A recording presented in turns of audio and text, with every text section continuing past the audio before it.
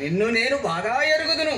నీవు సంతానహీనుడివి. నీ చేతి భిక్షతో బసవేశ్వరుని అపవిత్రం చేయదలిసినావు కదూ. తెలియదు స్వామి. బసవేశ్వరుని కోపాగ్నికి నీవు బస్మి పట్ల వచ్చాగత్త. ఆయన కోటలోనికి పోవడానికి వీలు లేదు. ఎందుకు వీలు లేదు? ఇది మా ప్రభు ఆజ్ఞ. ప్రభు ఎవడోయ్యా ప్రభువు? ఎవరు అనండి. పానుగంటి ప్రభువులే ఎరుగవా?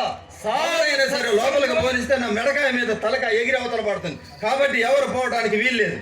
సాధు సత్సంగులం, సత్యవాకు పరిపాలకులం, శివ పూజ పరతంతులం, త్రిలోక సంసారులం ఈ బసవేశ్వరులు కూడా తెలియదు స్వామి. చెబుతున్నాను తెలుసుకో. మేము మీ ప్రభువులకు ప్రభువుల, పినతాతలకు పెదతాతలకు అందరికీ గురువులం. అజ్ఞానుడివి. నీ మీద కోపపడి లాభం లేదు.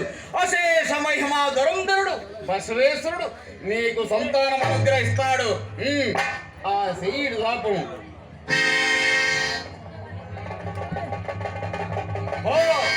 బసవేశ్వరుని పేరు చెప్పి నీ భార్యలకిచ్చుకో. ఎంత సంతానం కావాలనో అంత గలుగును.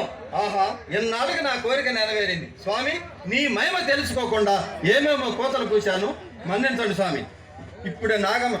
చూడు రాముడు, పుట్టే బిడ్డలందరికీ ఈ బసవేశ్వరుని పేరు పెట్టు.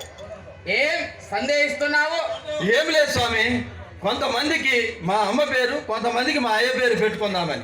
సరే, మొదటి పుట్టు సంతానానికి ఈ బసవేశ్వరుని పేరు పెట్టు. సరేనా? సరే స్వామి, సిద్ధం. నాగమ్మరాణి గారు జలకాలాడి ఇప్పుడే ఆనందమాల్లో బాలవద్దని ఉయ్యాలేసి లాలి పాడుకుంటూ ఉంటారు. మీ అదృష్టం, మంచి బహుమానాలు ఎదురుతాయి. వెళ్ళండి స్వామి. జై బసవేశ్వర.